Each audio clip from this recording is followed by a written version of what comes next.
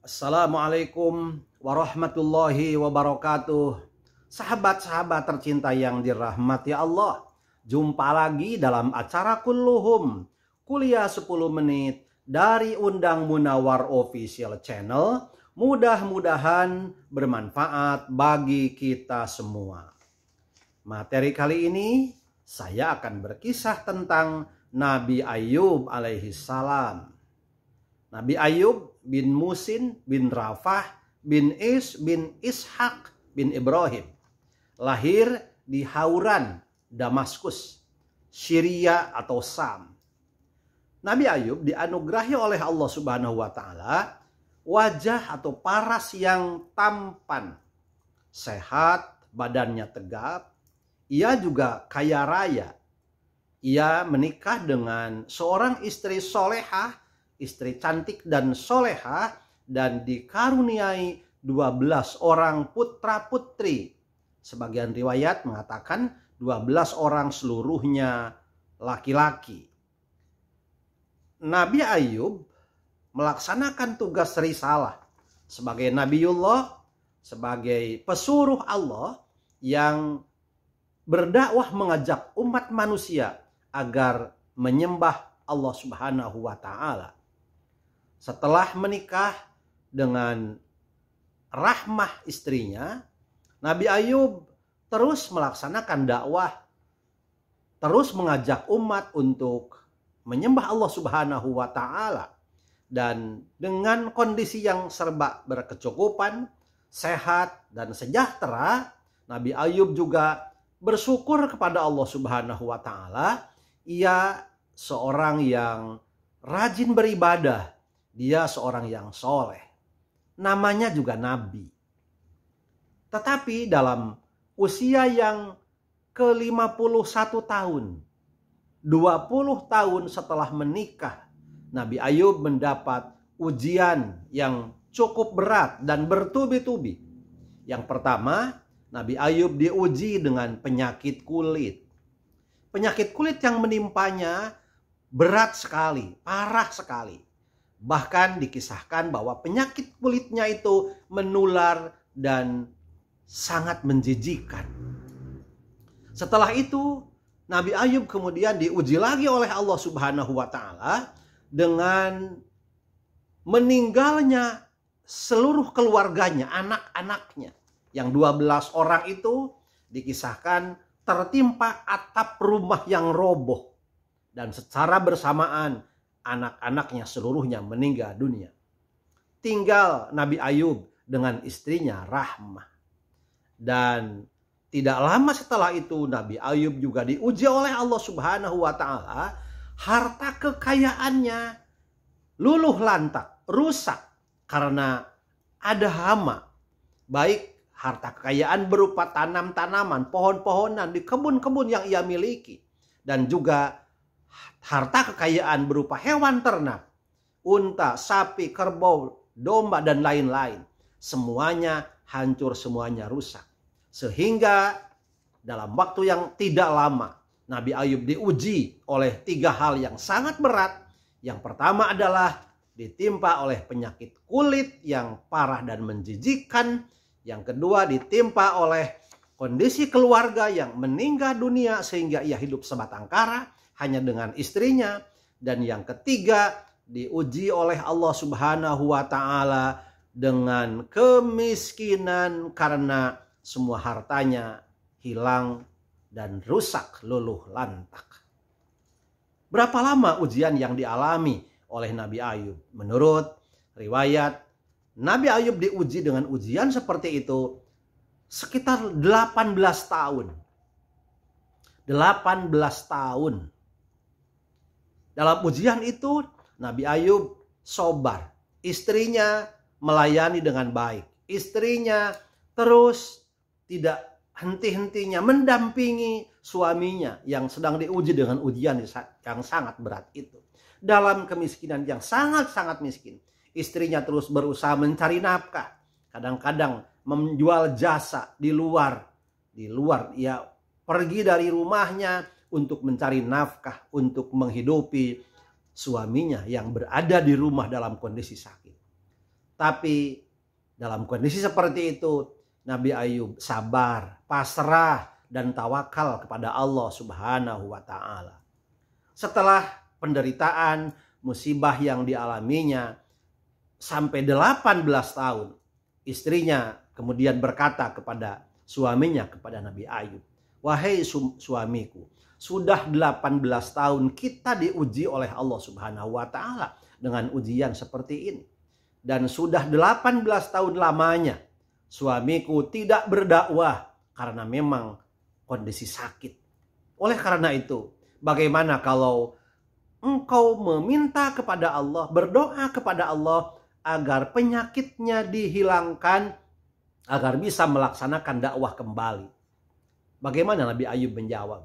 Ia menjawab dan mengatakan kepada istrinya, "Dulu kita hidup bahagia dari mulai pernikahan sampai usia 50, sekitar 20 tahun. Bahagia, sejahtera, berkecukupan, badan sehat. Begitu banyak kenikmatan yang kita peroleh. Memang kita terus berdakwah, melaksanakan misi mengajak umat untuk beribadah kepada Allah, untuk menyembah Allah. Dan sekarang saya diuji dengan ujian seperti ini baru 18 tahun. Saya malu untuk memohon kepada Allah untuk disembuhkan penyakit saya ini, karena kebahagiaan yang kita peroleh sudah 20 tahun kita memperoleh kebahagiaan ini. Ujian yang sekarang diterima baru 18 tahun. Tapi kemudian Nabi Ayub berdoa kepada Allah Subhanahu wa Ta'ala, meminta kepada Allah agar penyakitnya dihilangkan oleh Allah Subhanahu wa Ta'ala. Dan ternyata Allah mengabulkan permohonannya. Dapat dilihat dalam Al-Quran surat Shad mulai ayat 41 sampai ayat 44. Dan juga surat Al-Anbiya ayat 83-84. Mari kita lihat di dalam Al-Quran surat Shad ayat 41. A'udzubillahi minasyaitonirrajim. Wadhkur abdana Ayyuba idh nada rabbahu anni massaniyasy syaitanu binusbi wa adzab. Dan ingatlah akan hamba kami Ayub ketika dia menyeru Tuhannya, "Sesungguhnya aku diganggu setan dengan penderitaan dan bencana." Ayat 42. Urkud birijlika hadza mughtasalun baridu wa syarab. Allah berfirman, "Hentakkanlah kakimu, inilah air yang sejuk untuk mandi dan untuk minum." Nabi Ayub diperintah oleh Allah untuk menghentakkan kakinya, untuk menginjakkan kakinya di muka bumi dan dihentakkan. Dan setelah itu, apa yang terjadi? Keluar dari bumi, dari kaki yang dihentakkan itu, air yang berdasarkan ayat ini, hadza mughtasalun baridu wa syarab, air yang sejuk untuk mandi dan untuk minum. Air itu kemudian digunakan untuk mandi dan minum oleh Nabi Ayub. Kemudian ayat selanjutnya ayat 43, wa wahabna lahu ahlahu wa mithlahum ma'ahum rahmatam minna wa dzikra liulil albab. Yang artinya, dan kami anugerahi dia dengan mengumpulkan kembali keluarganya, dan kami lipat gandakan jumlah mereka sebagai rahmat dari kami dan pelajaran bagi orang-orang yang berpikiran sehat. Setelah kakinya dihentakkan, kemudian keluar air, kemudian dipakai mandi, dipakai minum, dan sehat kembali. Berdasarkan ayat ini, kami anugerahi dia dengan mengumpulkan kembali keluarganya. Keluarganya dulu meninggal dunia 12 orang.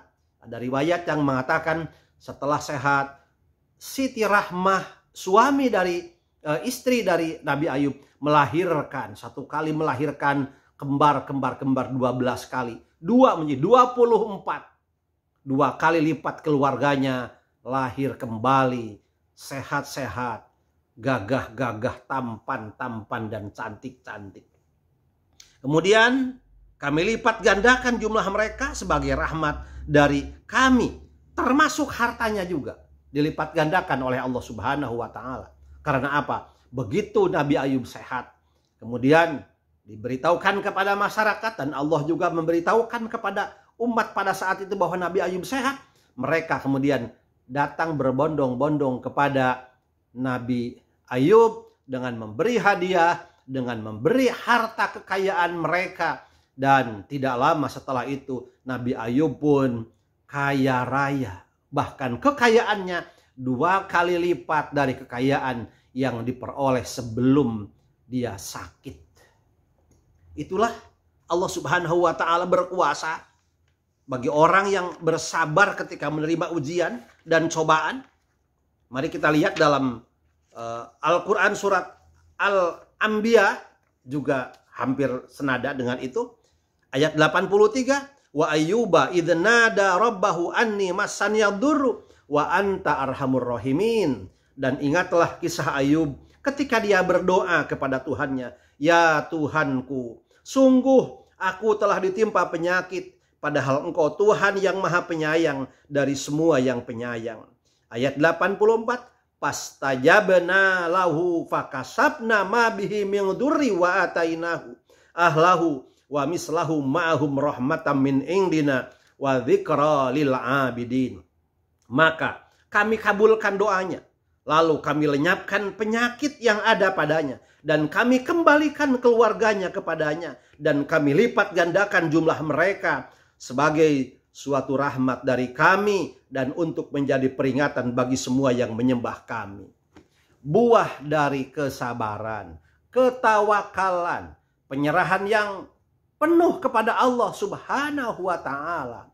Musibah yang demikian besar, yang demikian berat, penyakit yang sangat parah, lama 18 tahun, kemiskinan yang sangat miskin, lama juga 18 tahun, dan kehilangan keluarga, hidup sebatang kara hanya dengan istri yang solehah yang terus mendampinginya, akhirnya berbuah manis. Allah kemudian membalasnya, semuanya dikembalikan, kembali menjadi sehat, kembali menjadi beranak pinak, kembali juga menjadi kaya. Bersyukurlah Nabi Ayub dan kemudian terus melakukan dakwahnya, dakwah tidak ada henti-hentinya, sambil bersyukur kepada Allah Subhanahu wa ta'ala. Misi dakwahnya terus dilakukan, mengajak umat manusia agar menyembah Allah Subhanahu wa ta'ala. Demikian, siapapun yang sabar menghadapi ujian Allah, istiqomah dan yakin semua itu adalah ujian dari Allah untuk keimanan kita, maka barang siapa yang terus bertahan dalam kesabaran, ketaatan, kesyukuran kepada Allah Subhanahu wa ta'ala, maka Allah akan mengembalikan semua yang telah hilang dan direnggut oleh Allah Subhanahu wa ta'ala, dikembalikan kepada orang tersebut sebagai buah dari kesabaran itu. Terima kasih, mudah-mudahan kita termasuk orang yang sabar dalam menghadapi setiap ujian dari Allah Subhanahu wa ta'ala, dan mudah-mudahan walaupun tidak di dunia, nanti di akhirat buah dari kesabaran itu Allah akan memberinya kebahagiaan di surga Allah.